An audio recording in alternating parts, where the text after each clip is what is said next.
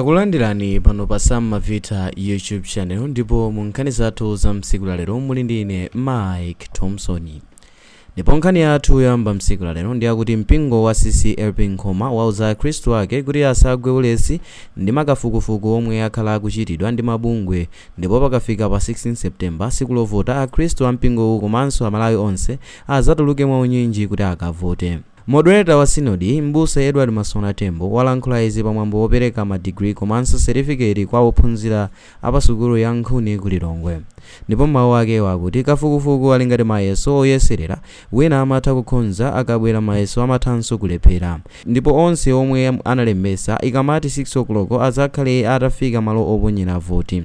Ndipo malinga ndi Atembo kafukufukuyu akubwera pa nthawi ino ndi cholinga chofuna kuti anthu agwe ulesi. Mabungwe angapo kuphatikizirapo Institute of Public Opinion and Research IPOR masiku apitawa adatulutsa zotsatira za kafukufuku yemwe akuwunikira momwe zisankho zizayendere. Ndipo nkhani yathu yotsatira msiku lero ndi yakuti amalawi ena okhudzika ati ganizo la bungwe loona za chisankho la MEC kuti azasenze pamutu mapepala ovotera malo ovuta kuyenda galimoto nzoduka moto. Poyankhula kwa atolankhani mu mzinda wa Blantyre, a Steve Chimwadza anati ndipo ovuta kumvesesa za chitetezo cha mavoti. Ndipo mawu ake adalankhula kunena kuti zimene zikuchitikazi nzodabwitsa kwambiri ndipo sizinamvekepo zonga izi chiyambireni. Ndipo pothirirapo ndemanga Bishop Chimwemwe Ntuwa anadabwa kuti Boma likukana nthumwi ya chipani cha DPP kukhala nawo mu bungwe loyendetsa chisankho. Bungwe la MEC linalengeza kuti m'madera ena ovuta kuyenda galimoto azagwiritsa ntchito anthu oheda ndipo ndondomeko zonse zofunikira azazitsata. Ndipo tili pa nkhani yomweyo gulu la nzika zokhuzidwa laopseza kuti lichititsa zionetsero ngati mtsogoleri wa dziko lino Lazarus Chakwera pasanathe masiku awiri sasintha ganizo lake lokana anthu osankhidwa ndi chipani cha Democratic Progressive Party kukhala commissioner wa MEC. Polankhula pa msonkhano wa atolankhani mu mzinda wa Blantyre, gulu lirati kukana kwa Chakwera mlowam'malo wa Francis Kasaira yemwe adatula pansi udindo wake mu April chaka chino ndikungofuna kusokoneza zisankho za pa 16 September. Ndipo mawu awo iwo adati president amasankhidwa ndi cholinga choti ateteze malamulo oyendetsera dziko lino osati kuphwanya. Ndipo ngati Chakwera ngati sasintha chigamulochi m'masiku awiri iwo ati achititsa zionetsero. Nzikazi zatinso sizikugwirizana ndi ndondomeko ya MEC yoti mavoti opita kumadera ovuta kufikako azanyamulidwe pamanja ponena kuti iyi ndi njira yofuna kuchitira zachinyengo. Ndipo mawu awo adati mavoti atetezedwa bwanji nanga anthu onyamula mavotiwo angakhulupiridwe bwanji. Ndipo iwo adati zinthu ngati izi ndi zobweretsa chinyengo. Ndipo iwo anenetsa kunena kuti amalawi akuyenera chisankho cha chilungamo komanso chodalirika chomwe chizasinthe tsogolo la dziko lino. Kupatula Chimwadza ndi Antuwa, ena mwa anthu omwe anali pa msonkhano wa atolankhaniwo ndi a Evangelist Ingonis Nkhoma, Miriam Nzembe, Henry Gonani komanso Irene Phiri. Ndipo nkhani yathu yotsatira ina msiku lero ndi yakuti mkazi wa mtsogoleri wa chipani cha United Democratic Front UDF Angela Mulozi anati chuma cha dziko lino chawonongeka kamba ka utsogoleri omwe ulipo pano. Angela Mulozi anayankhula izi pa 6 September 2025 mu mzinda wa Blantyre pa ulendo omwe amazungulira kuchititsa misonkhano yokopa anthu kuti azavotere chipani cha UDF. Ndipo iwo anasindika kuti anthu a mdziko muno akuyenera kupanga chisankho chabwino pomwe akukavotera posachedwapa kuti dziko lino likonzedwenso kumbali ya zachuma komanso kutukula achinyamata ku nkhani za malonda. Titatha kuona nkhani imeneyo, ndipo nkhani yathu ine yotsatira ndi yakuti gulu lokhuzidwa la anthu omwe anali makhansala posachedwapa lati ndi lokhumudwa kuona kuti unduna wa maboma ang'ono ukukanika kuwalipira ndalama zawo zopumira pa ntchito zomwe zimatchedwa gratuity mchingerezi.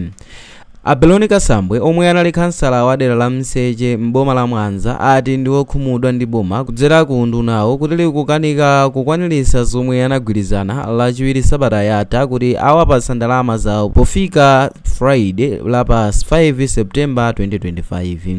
Akasambwe ati ngati undunawo suchitapo kanthu iwo apanga mbindikiro ku ofesi zachuma za makhonsolo onse a mdziko lino. Kansala Anthony Dewe wa dera la Kapopo m'boma la Mzimba naye wati ndi wokhumudwa ndi zomwe ukuchita undunawo pa nkhani polephera kuwapatsa ndalama zawo za gratuity. Poyankhulapo mneneri wa unduna wa maboma ang'ono a Anjoya Mwanza ati kugwa kwa ndalama yakwacha komanso kuonjezereka kwa nthawi yokhalapo ukhansala kuchokera zaka zisanu kufika zaka zisanu ndi chimodzi ndi zifukwa zimene zachedwetsa ndondomeko yopereka ndalamazo.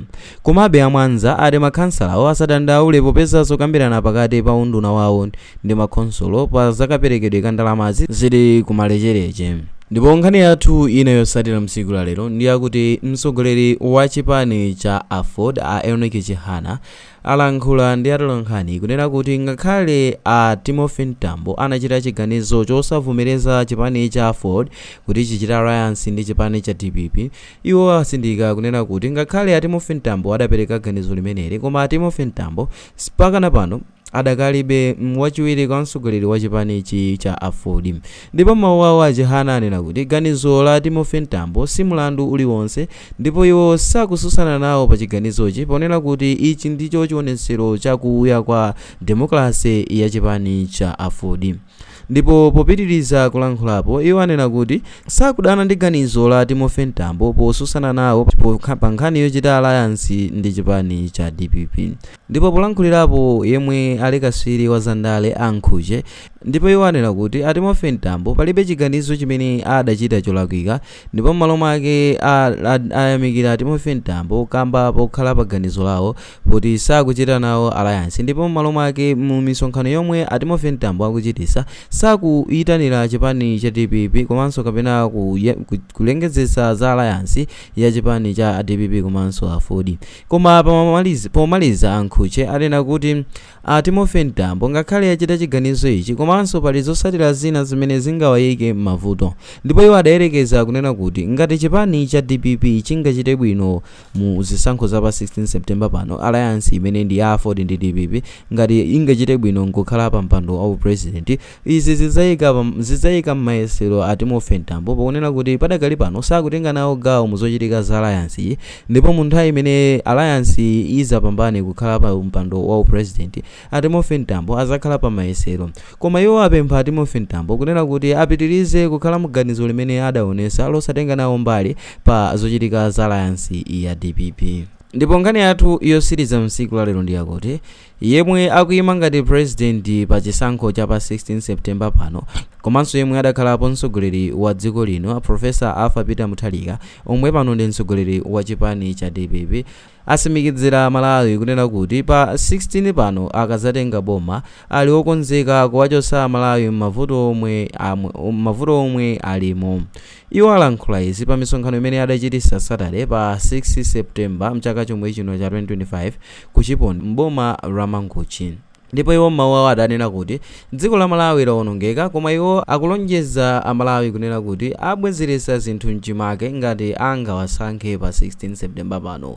Ndipo iwo alimbikitsa Malawi ochuluka kuti achite chisankho choyenera pa 16 September pano ndikuti akawavotera Peter Mutharika ndi cholinga choti mavuto omwe a Malawi akukumana nawo avukemo.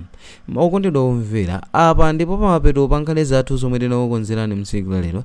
Ndipo mu nkhani zathu za lero munali ndine Mike Thompson. Ndipo ngati mwayikonda video chitani like komanso subscribe kuti tithenso kupasirani ena mwa video omwe tikhalukonzerani pano pa Sam Mavita YouTube channel.